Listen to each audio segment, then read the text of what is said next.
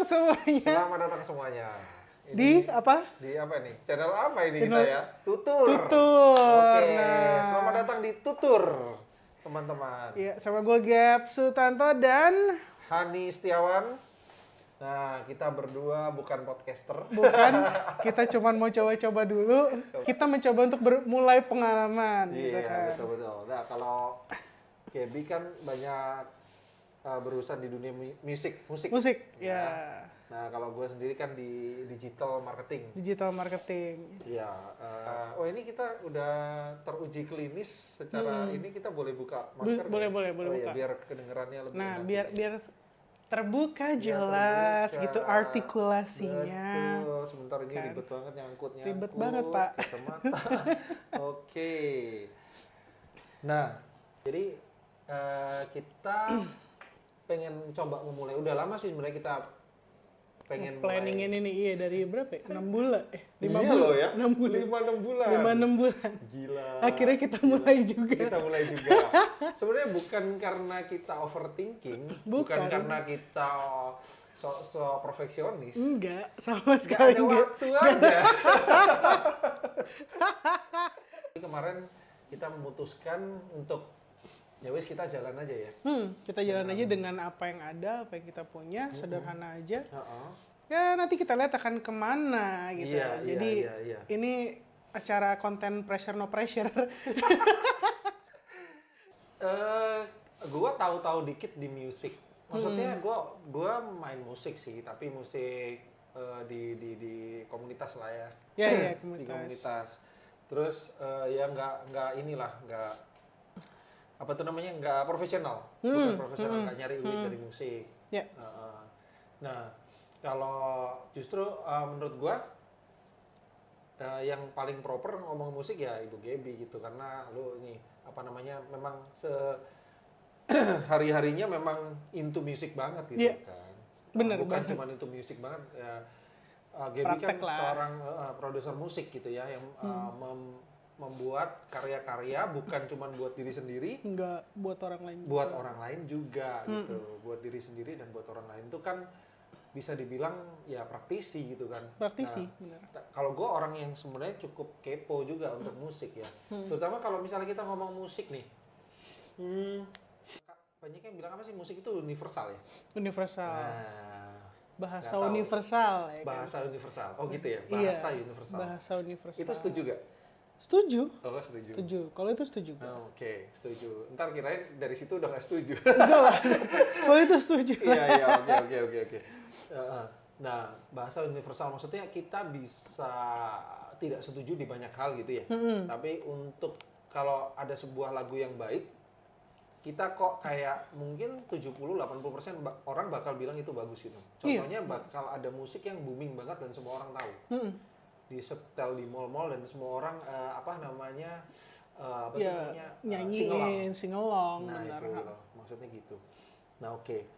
Nah boleh dah ceritain dulu tentang kakak Gaps ini apa ya dari ya ceritain kayak sejarah hidup juga boleh sih. Kenapa lu memilih jalan hidup jadi music producer? Nah, tapi kan gini ya nggak menarik ini Gaby ini sopo gitu loh. Nah iya. Nah, iya kan. Wah, Kok iya. musik produser tapi kok aku nggak pernah denger gitu kata Ya, teman-teman. benar.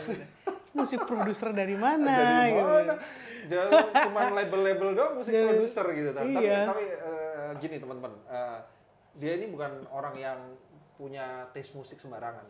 Gue udah tahu karena apa namanya kan gue juga di dunia digital dan gue ngerti bahwa lu juga ngerti sama industrinya Spotify apa lu bisa get into the Spotify terus lu pernah lalu boleh cerita dikit juga tuh bagaimana lu bisa pernah masuk ke dalam apa namanya top something gue juga itu nanti jelasin dari Spotify gue tahu cuman nggak gitu Nggak into gue juga gara-gara YouTube sih.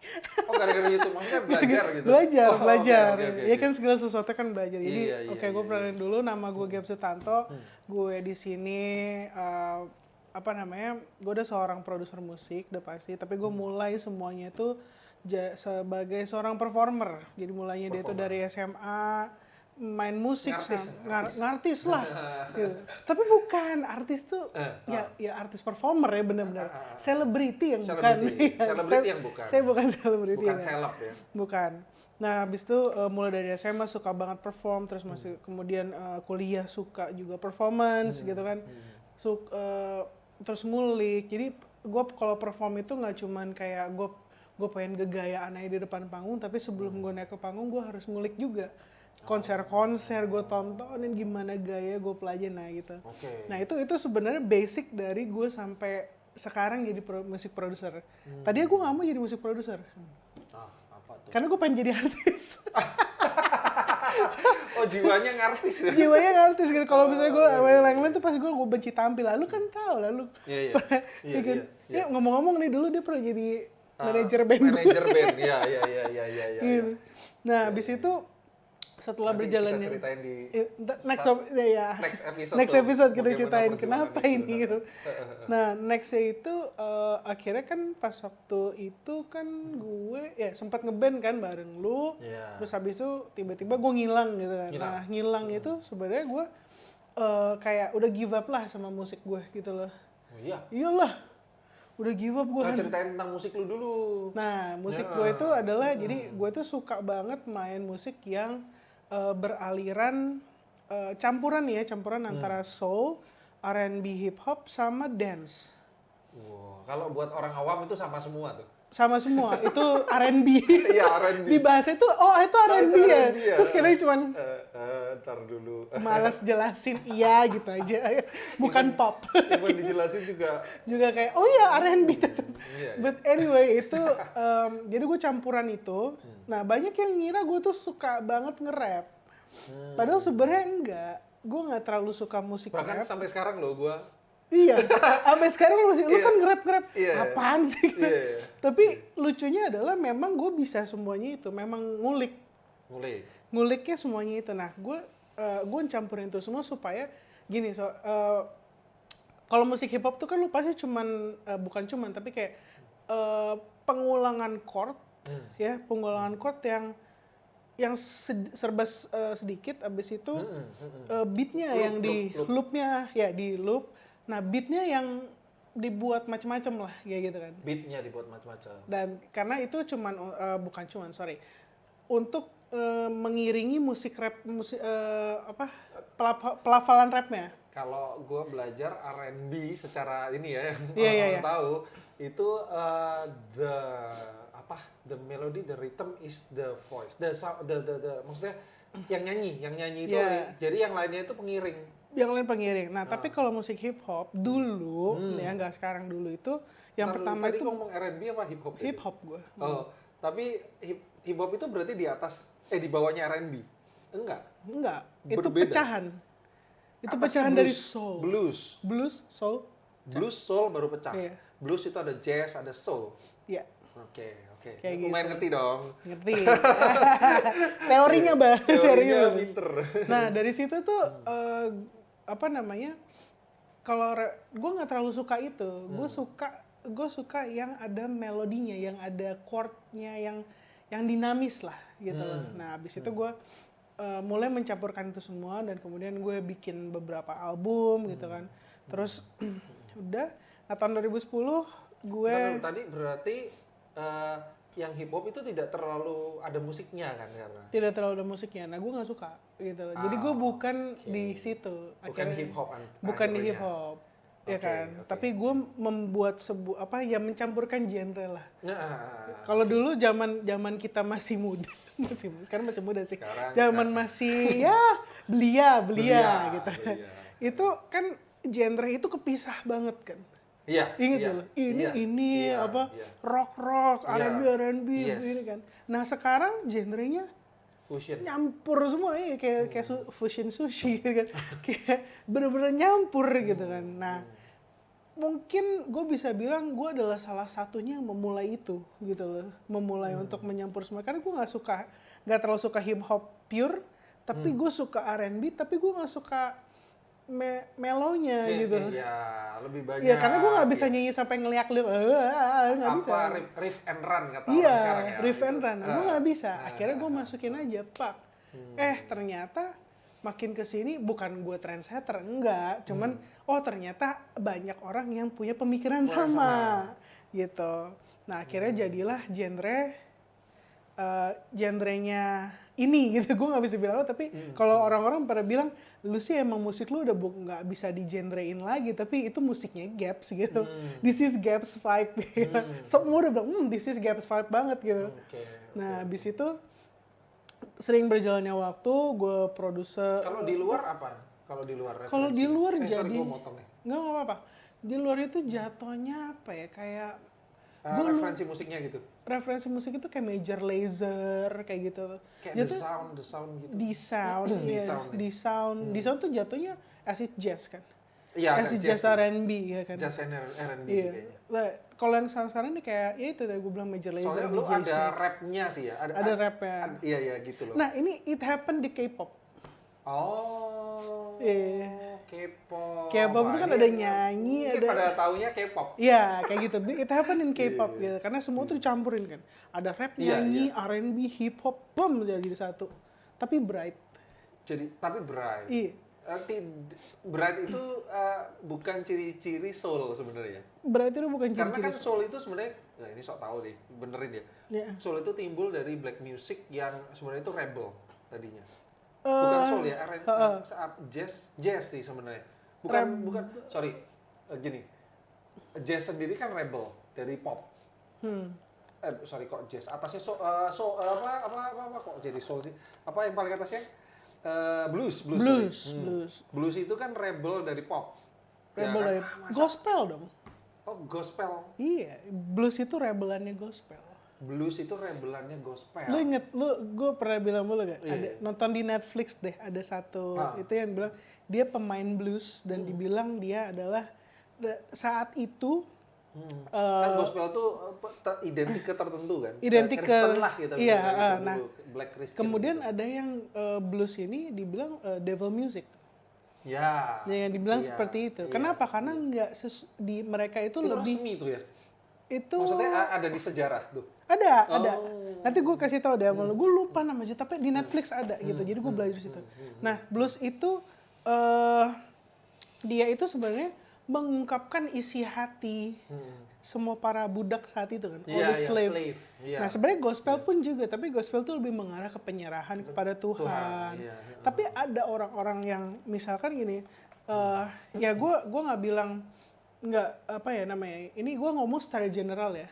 Ada orang-orang yang benar-benar bisa nyerahin itu semua kepada yang maha kuasa, tapi ada orang-orang yang kayak yang maha kuasa mana gitu, dan ya udah mau nggak mau gue harus ngomong supaya didengar. Nggak bisa dong, aduh kayaknya gue nggak itu banget gitu kan, gue tapi gue tetap pengen bermusik nih. Gue bukan pengen bermusik, gue bisa mengutarakan, gue harus mengutarakan, mengkomunikasikan kan, musik sebenarnya komunikasi, alat komunikasi. Itu komunikasinya. Kalau dulu kan komunikasi orang-orang kulit hitam untuk mereka setelah selesai bekerja mereka kumpul di gereja untuk ini. Nah kemudian ada yang anak-anak mudanya yang mungkin nggak terlalu suka ke gereja gitu kan, pas waktu itu mereka kumpul di bar and mereka menyanyikan dan memainkan lagu blues. Gitu. Ya belajar di Netflix. Kalau gitu teman-teman yang bukan Kristen kalau pengen nyanyi blues dan R&B dan K-pop segala macam ini kan berarti aliran-alirannya kayak Kristen-Kristenan nih, Gap. Berat nih pertanyaannya nih. Berat pertanyaan. Kalau buat gue akan balik, kalau itu jawabannya ginian, gue akan balik lagi. Musik tuh bahasa universal. Musik itu nggak bisa dikelompokin sama agama. Bahasa universal ya yang maksudnya gini mungkin ya, tergantung isi konten musiknya. Jadi bukan jenisnya, betul ya? Bener. Ya misalkan ini musiknya ini kayak gereja banget atau ke ya rohani banget lah ya kita ngomong, entah ke Kristen atau Islam atau apapun gitu ya. Tapi kontennya itu bukan Islam dan Kristen atau dan agama yang lain, berarti nggak bisa dibilang itu sebenarnya adalah lagu Kristen atau lagu ini kan. Kalau cuman hanya nada atau cuman genre. Ya apa kabar dengan lagu-lagu genre Arabian? Kan nggak selalu. Arabian itu kan luas, Middle East. Middle East. Tengah, Middle East. Iya, gitu Middle loh. East. Jadi lagunya sama semua modelnya kayak begitu. Ya gendangan kayak gitu kan. Gendangan gitu kan. Kayak gitu. Terus pakai Terus India. suling-suling gitu. Kalau India kan juga ada yang buat penyembahannya mereka terhadap Yes. ininya dia, Dewa. dewanya mereka. Ada yang memang mereka sebagai dipakai di Bollywood gitu kan. Ya, as a creative. Tapi unsur-unsurnya, unsur kulturalnya masuk semua. Ada yang bilang soalnya jenis musik itu mempengaruhi lu. Iya kan? Iya. Karena nggak bisa dibilang juga message doang nih kontennya, lirik lah. Nggak bisa dibilang liriknya kalau oke, lu apapun itu tidak akan mempengaruhi lu. Gitu. Gue inget banget waktu ngobrol sama lu juga soal anak gue. Ya. Anak gue kan gitaris kecil. Gitu Gitaris gitu, cilik. Gitaris Keren kecil. loh guys. Asli keren banget. Iya. Waktu belajar pertama-tama kan sama gua gitu kan. Terus habis itu gua serahin ke sebuah guru, sebuah otak gurunya. Seorang guru yang dia genrenya rock. Nah akhirnya dia belajar musik rock dan dia suka banget sama sebut merek lah Metallica atau apa segala. Dan gua nggak ada masalah sih sebenarnya. Selama gue tahu isinya, jadi gue pelajarin dulu tentang isinya. Oh ini tentang anti drugs dia malah misalkan gitu. Oh ini sebenarnya tentang dia itu tentang apa gitu. Nah bukan pendukung apa gitu kan. Apalagi Metallica lah ya. Metallica kita tahu sebenarnya kontennya juga sebenarnya cuman gimmick doang sih kayak keras gitu. Tapi isinya itu sebenarnya ada pelajaran hidup dan anti drugs gitu lah. Terus lu ngomong gini, Han. Apa namanya, untuk anak-anak kalau nggak salah gitu ya ngomongnya, untuk anak-anak kalau bisa lu ajarinnya ke jenis musik tertentu dulu gitulah kira-kira gitu loh. Dan itu cukup berpengaruh loh sama gua. Maksudnya sejak saat itu bukan gua jadi anti, enggak, sekarang dia masih nonton Metallica konser. Gua pernah nonton konser bareng dia Metallica gitu kan. Jadi anti, cuman gue jadi lebih ngarahin ke sana dulu. Sekarang nih sih sama sebut merek juga Gihon. Sama Gihon. Hai Gihon. Diajarin lebih ke arah jazz lah. Kayak gitu tuh. Nah, itu kan menarik ya. Mau jangan dibicarain sekarang ya. Ya dibicarain sekarang. Tapi gue bisa bilang kenapa gue bisa sampai bilang. Oh, itu. Han lu arahin ke ini dulu deh gitu. Dan gue bilang 2 tahun yang lalu itu kayaknya. Iya 2 tahun yang lalu gitu kan. Dan gue bilang coba jazz dulu lah gitu. Ya kan jazz atau yang semua. Kenapa? Karena anak itu kan dia masih ngeresep kan, jiwanya tuh semuanya diresep sama dia kayak spon. Kayak gitu. Nah, kalau misalkan musik keras dia resep, meskipun liriknya itu berhubungan tentang anti drugs atau tentang ini, tapi yang baik gitu ya, tapi tetap yang akan itu akan jadi akan mempengaruhi cara berpikir dan jiwanya.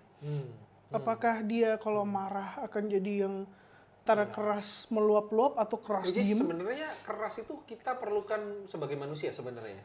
Perlu. Iya. Cuman ini kan masalahnya dia dalam fase lo harus didik dia. Betul. Kalau dia kalah meledak sama lo atau dia malah ngedem ke dalam, kan yang paling penting kan anak ini kalau jiwanya tenang. Iya, jadi ekstrim. Sampai jadi ekstrim. Iya. Kita ajarin dia itu di maturity-nya dulu. Di maturity-nya, jadi tenang dulu. Kalau dimarahin papa, dimarahin mami gitu kan, lo tenang dulu. What did I did wrong? Apa alasan lo gitu? Dia tetap boleh komplain ke kita. Tetap bisa komplain. Tapi komplainnya dengan cara yang tidak meledak. Ya, gitu ya. Nah komunikasi kan sebenarnya. Nah komunikasi itu dibutuhkan jiwa yang tenang. Betul. Ya kan. Kalau kalau anak-anak tuh dari kecil udah denger konsumsi yang keras. Ya musik-musik keras ya. Ya udah, wassalamualaikum juga gitu loh. Lo akan susah mendidik dia. Itu kenapa gue saranin ke lo gitu loh pas waktu itu. Which is itu thanks juga karena itu langsung waktu itu gue juga ingatnya di samping juga ada beberapa teman-teman di komunitas yang ngasih tahu juga sih. Tapi itu cukup berpengaruh lah.